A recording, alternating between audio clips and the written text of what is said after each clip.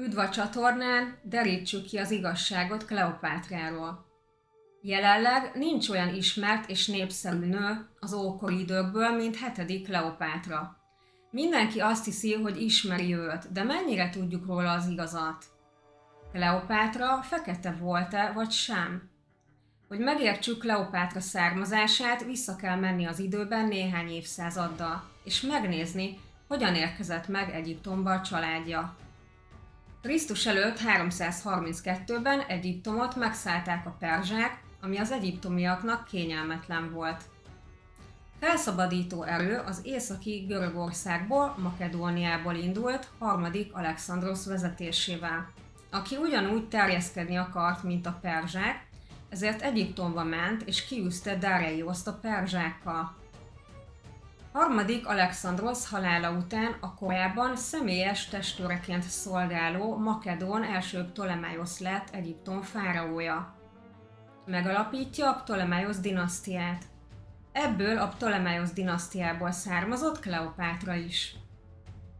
Krisztus előtt 69-ben született Alexandriában 12. Ptolemaiosz lányaként. Kleopátra anyja kérdéses, a meglévő írott források alapján 2 nő is jelölt lehet. A legvalószínűbb az, hogy 12. Ptolemaiosz felesége, 6. Kleopátra volt az anyja. Felmerült az az elgondolás is, hogy egy alexandriai papnő adott neki életet. De lehetséges-e, hogy az uralkodónak ágyasai voltak? Kérdéses, mivel nagyon fontos volt nekik, hogy a makedóniai görögvér uralkodjon a trónjukon. Nézzük meg, miért volt olyan különleges Kleopátra. A hatalomhoz vezető út nem volt könnyű neki, mert nő volt, és valószínű, hogy ő az első ptolemaiszi uralkodó, aki nagy műveltséget szerzett. Nagyon kivételes nő volt. Már gyermekkorától kezdte a nyelvtanulást. Tanult és beszélt egyiptomi nyelven. Beszélt arámi nyelven, görögül, latinul, és jártas volt az asztronómiában. Megvolt számára a lehetőség, hogy tanuljon. Alexandria kulturális fellegvárrá vált. Központja lett a tanulásnak, és vonzotta a tudósokat a világ minden tájáról. Plutarkhosz azt írja, hangjának tónusa is édes volt, és a nyelve, mint egy sok húrból álló hangszár. Könnyen át tudott váltani bármelyik nyelvre. Így a barbárokkal való beszélgetésben nagyon ritkán volt szüksége tolmácsra, de a legtöbbre saját maga válaszolt segítség nélkül. A beszámoló alapján sok nyelven tudott, ami bizonyítja intelligenciáját, de mit tudunk Kleopátra kinézetéről? Mindenki a külsejére kíváncsi. A médiában és a képeken szinte elérhetetlen szépségűnek mutatják be. Kleopátra szépségéről a mítosz egyre erősebbé vált a modern időkben, ahogyan Elizabeth Taylor eljátszotta a szerepét. A kinézete fontos benyomást tett. Kleopátra Ízisznek nyilvánította ki magát, és azt mondta a szolgálóinak, hogy ő az istennő földi megtestesülése. Olyan szépségápolási szokásokat vezetett be, amelyről a hétköznapi emberek még álmodni sem mertek. Kedvenc spákezelése olyan volt, mint a mai modern amerikai milliómosoké. A legenda szerint Kleopátra fürdője szamártejből volt, ami igen vonzónak tűnhet, de a szamártejben fürdés nem olyan bizarr, mint amilyennek hangzik. Valójában öregedés elleni szernek használták, és sok római nő is elkezdte követni ezt a gyakorlatot. Ezzel frissítették fel arcszínüket, és puhították vele bőrüket. Megjelent az az elgondolás is vele kapcsolatban, hogy földön túli erővel bír. Octavianus szerint boszorkány volt, aki megigézte Antoniuszt, hogy minden hatalmat megszerezzen tőle, és ugyanígy tett korábban az 50 éves nőcsábás Cézárral is, amikor 21 évesen a kinézetét használta fel arra, hogy behálózza. De a történetíró Plutarkhosz nem volt lenyűgözve a kinézetétől. Ahogy Antonius élete című, Krisztus után 75-ben publikált művéből megtudjuk.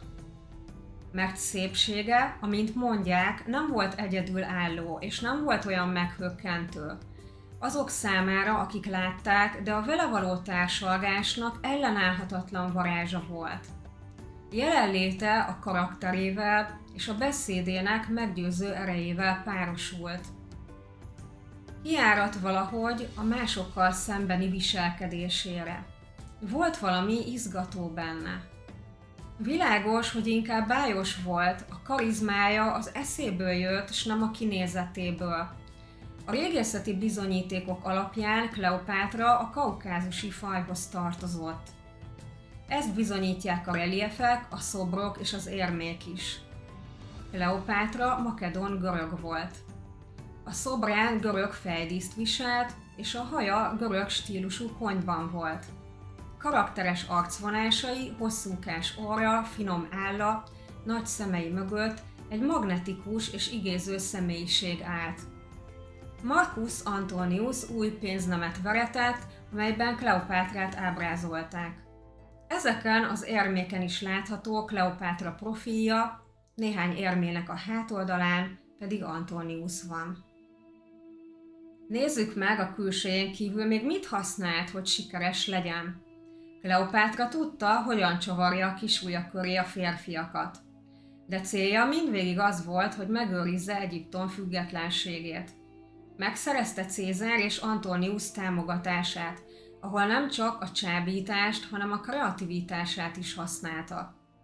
Cézárhoz egy szőnyegbe csavarva juttatta be magát, míg Antonius Afroditének, a szerelem istennőjének öltözve látta meg először. Ez a ravasság segített neki abban, hogy hatalmat nyerjen ilyen befolyásos emberek felett. Cézár még szobrot is emeltetett Kleopátrának a római Vénusz Genetrix istennő templomban, az istennő szobra mellett. A rómaiak sosem gondolták isteninek a gazdáikat, és amit Cézár tett, az botrányos volt és istentelen, de Cézárt és Kleopátrát ez nem zavarta. Luxus lakomáiról is elterjedt a szóbeszéd, és Kleopátra gyöngykoktélja máig megdöbbent mindenkit. Amikor Kilikien találkozott Kleopátra Antoniusszal, királyi szimpóziumot rendezett a tiszteletére. Tiszta arany és égköves edényekből szolgálták fel az ételeket és italokat. A falakat aranyszálakból szőtt fali szőnyegek díszítették. Az ebédlők padlóját rózsák borították. De Antonius is extravagáns volt. Szakácsa szerint 8 vaddisznó sült neki mindig készenlétben. Arra az esetre, ha Antonius azonnal vacsorát kérne. Mértéktelen luxus vette körül őket. A legenda szerint, hogy megmutassa gazdagságát és hatalmát Kleopátra, fogadást kötött szerelmével. Antonius ritka és drága ételeket evett naponta, ezt látva Kleopátra megjegyzéseket tett, és azt ígérte, hogy felülmúlja. 10 millió szesztárciuszt fog költeni egyetlen vacsorára, és egyedül fogja elfogyasztani. De Antonius csak nevetett rajta, mégis tele volt kíváncsisággal. Kleopátra a vacsora után megparancsolta, hogy szolgálják fel a desszertet, de csak egy edényt tettek elé erős ecettel. Kivett egy gyöngyöt a füléből, belemártotta, és amikor feloldódott az ecetben, lenyelte. Már a fülbevaló másik párjáért nyúlt volna, amikor a játékmester gyorsan eltakarta a kezével, és kinyilvánította Kleopátra győzelmét. Így a második gyöngy épségben maradt, amelyet kettészeltek, és a római Pantheonban lévő Vénusz szobor fülébe helyeztek. A fényűzés, a hedonista életmód ellenszenvet váltott ki a római népben. Kleopátra ellen gyűlölet propaganda indult. Octavianus, mint a legtöbb római, idegennek tartotta az egyiptomi hiedelmeket. Antonius és Kleopátra Alexandriában egy extravagáns ünnepséget tartott, mely egy római diadalra emlékeztetett. 2 aranytrón volt elhelyezve, az egyiken Kleopátra ült, a másikon Antonius. A szertartás célja az volt, hogy megerősítse a királynő hatalmát, és területeket osszanak ki Antonius és közös gyermekeik között. Ezt a rómaiak színpadiasnak, arrogánsnak és Róma gyűlölőnek tartották. A helyzeten tovább rontott, hogy Kleopátra Ízisznek szentelt ruhát viselt, és az új Ízisznek szólítatta magát. Ezért Octavianus feljelentette Antoniust, és a római szenátus elé vitte az ügyet. Octavianus Kleopátrát paráznasággal, vérfertőzéssel, droghasználattal, részegséggel, állatimádattal és mágia űzésével vádolta. A rómaiak képtelenek voltak elfogadni, hogy egy nő kezébe ekkora hatalom legyen, és gyanúsan szemlélték a kelet varázsát és gazdagságát. Antoniust megvádolták, hogy meg akarja hódítani Rómát, és a római szenátus háborút kiáltott ki. Tengeri csatához vezetett ez. Krisztus előtt 31-ben az egyiptomi és római flotta szembeszállt Actiumnál, de Antoniusszal szemben Octavianus nyerte a csatát. Majd Krisztus előtt 30-ban Alexandriában újabb harcra került sor, de Antonius ereje elfogyott lassan, és a rómaiak győzelmével zárult. Kleopátrának és Antoniusnak nagy tervei voltak a világ uralomra, de nem tudta megmenteni Egyiptomot, és utolérte a végzet. De hogyan halt meg Kleopátra? Misztikus halálának híre az egész világon elterjedt. Írókat, művészeket, darabokat inspirált.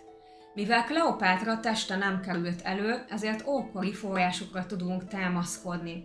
A legfontosabb Plutarkosz beszámolója, mivel az ő forrása Kleopátra orvosától, Olümpusztól származik. A szövegben az szerepel, hogy jött egy férfi a vidékről egy fügével teli kosárra, amelyben egy áspis kígyó volt elrejtve a levelek alatt. Amikor belenéztek az őrök a kosárba, hogy ellenőrizzék a tartalmát, még ők is elcsodálkoztak a füge szépségén és nagyságán. De nem láttak benne semmi gyanúsat. Antonius megsiratása után Kleopátra megcsókolta az urnát, vett egy fürdőt, az asztalhoz dőlt és pazar lakomát készített. Étkezés után kivett néhány fügét, és amikor meglátta a kobrát, kitárta a karjait a harapásért. Holtan találták az aranyheverőn királyi pompában. Ez a magyarázat trükkös, mert egy kobra túl nagy, hogy elférjen egy fügével teli kosárban, és a kígyók nem mindig engednek ki mérget, sokszor szárazon harapnak, és csak 10% esélye van annak, hogy mérges harapásuk legyen. Néhány egyiptológus szerint Kleopátra megengedte a kígyónak, hogy megharapja, és öngyilkos lett. Más teória szerint lenyelte a mérget, de Kleopátra jártas volt a gyógyászatban és a mérgekben. Miért akart volna magának hosszú, fájdalmas, szenvedésteli halált? Sokkal valószínűbbnek tűnik, hogy megvágta magát, és beleöntötte a mérget a nyílt sebbe. Ez viszonylag megölhette gyorsan. A kinyert kígyóméreg halálos marad elég jelentős ideig. Ez tűnik a legelfogadhatóbb magyarázatnak, de még mindig rejtély, hogy mi történt az utolsó pillanatokban. Kleopátra misztériuma ma is él. Aki lenyűgöző nő, harcos és uralkodó volt.